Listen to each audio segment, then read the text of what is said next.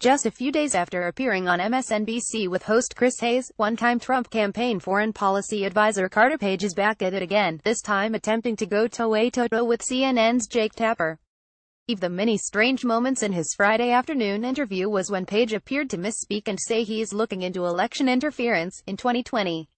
"I haven't been following this," Page told Tapper, presumably speaking about the revelations from special counsel Robert Mueller's Russia investigation this week. "I've been following more important cases that are really getting to bottom of interference in the election next year."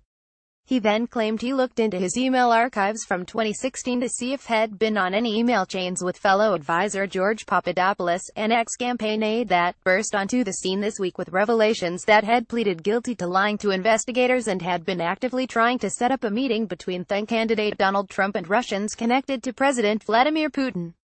But it was his strange anecdote that seemed to blame a CNN reporter for being the recipient of leaked information during his 7-hour testimony before the House Intelligence Committee yesterday that was perhaps the most puzzling part of the interview.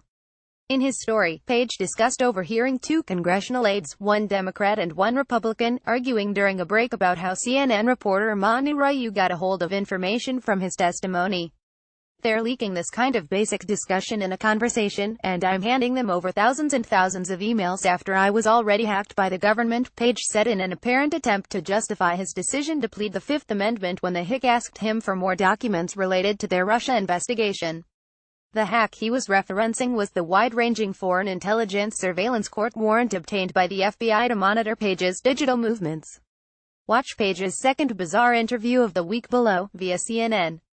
Part 1 Part 2